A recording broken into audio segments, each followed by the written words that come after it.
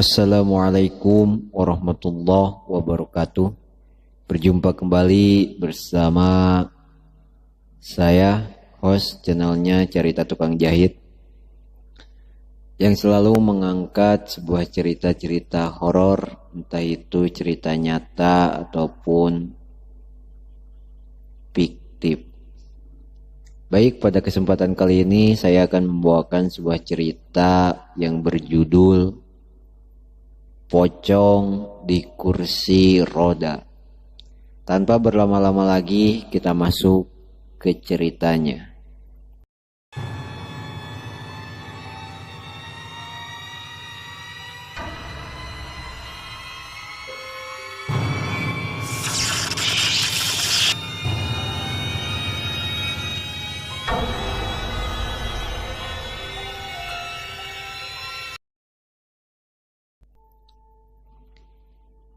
Siang itu aku dapat kabar dari pamanku kalau kakakku yang kuliah di Jogja mengalami kecelakaan sepeda motor dan dia dirawat pada sebuah rumah sakit di pelosok kota Jogja.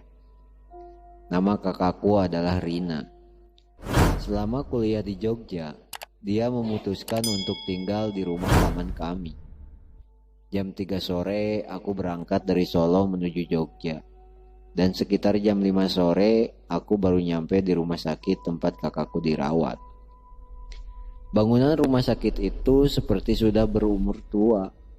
Tembok bagian depannya sudah ditumbuhi lumut dan tumbuhan menjalar. Aku segera memarkirkan sepeda motorku.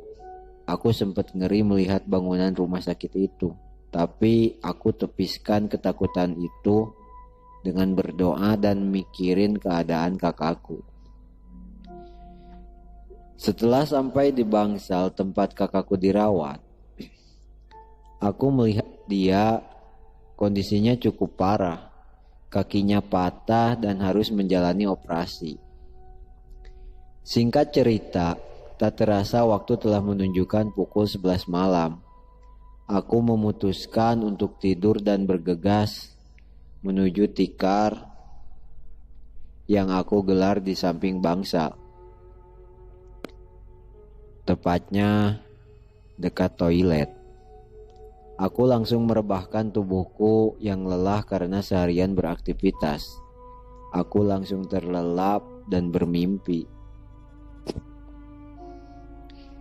Di dalam mimpi itu, aku melihat cahaya putih kecil, namun tiba-tiba berubah membesar dan semakin membesar sampai berwujud sesosok pocong.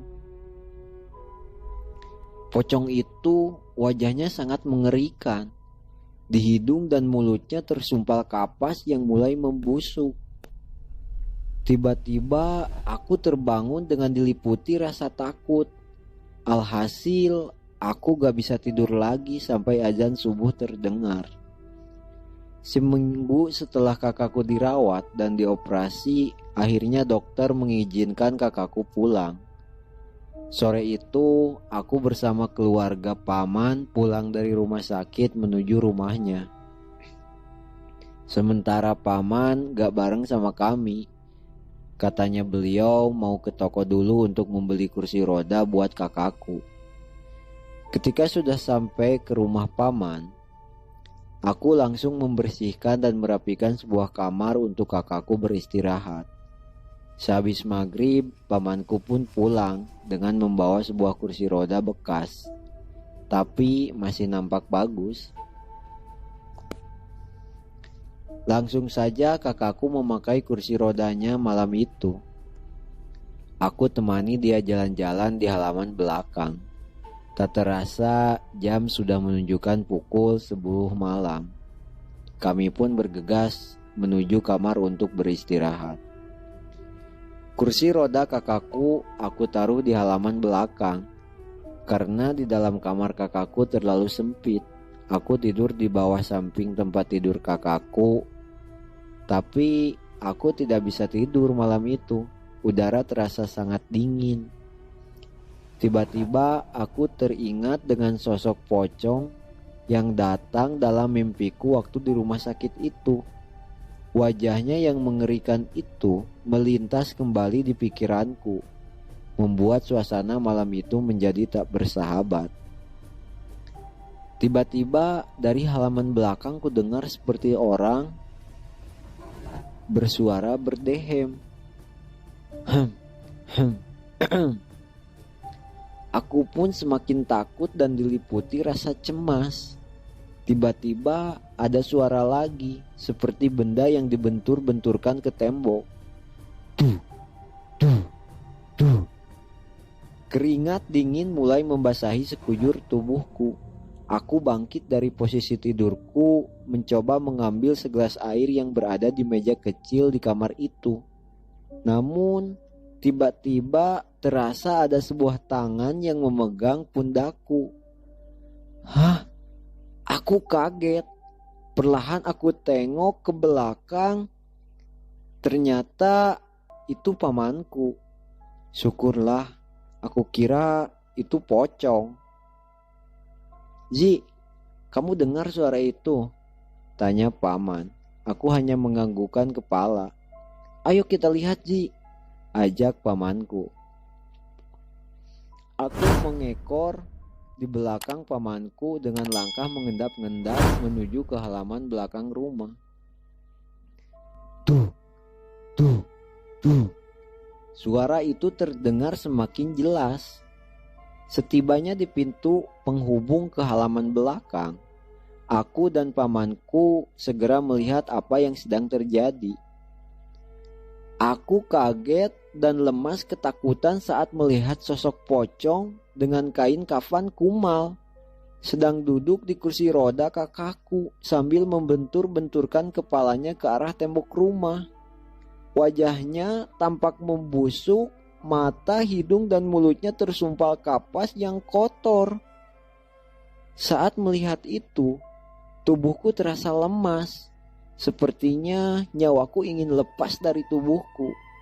Dan ketika tersadar, aku dan pamanku langsung lari menuju ruang tengah.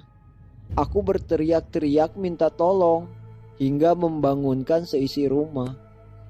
Lalu aku jelasin kepada mereka kalau barusan ada pocong di kursi roda kakakku. Sementara pamanku saat itu juga pergi ke tempat seorang kiai untuk meminta tolong. Padahal saat itu udah jam 2 malam. Selang beberapa menit, pamanku kembali datang ke rumah bersama seorang kiai. Kiai itu langsung menuju halaman belakang tempat kursi roda kakakku disimpan. Aku sekilas melihat saat kiai itu berdoa, kursi itu bergerak-gerak sendiri. Setelah selesai berdoa, Pak Kiai langsung bilang kepada pamanku. Katanya kursi roda itu merupakan kursi roda bekas kecelakaan oleh pemiliknya terdahulu. Pemiliknya dulu meninggal karena tertabrak truk saat sedang berada di kursi roda tersebut. Dan kini arwahnya tak mau lepas dengan kursi roda yang selalu menemaninya semasa hidupnya. Sebaiknya kursi roda itu secepatnya dilebur ke Sungai Bengawan Solo, kata Pak Kiai. Setelah selesai salat subuh, aku dan pamanku langsung menaiki sebuah mobil pick up menuju Bengawan Solo. Sesampainya di sungai, matahari sudah bersinar menandakan pagi mulai menjelang.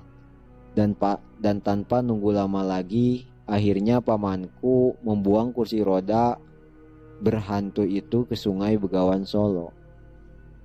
Alhamdulillah kakakku sekarang sudah sembuh dan bisa kuliah lagi. Sekian ceritanya. Terima kasih atas perhatiannya. Jangan lupa dukung channel ini dengan cara like, comment, and share. Dan jangan lupa juga tekan tombol subscribe-nya.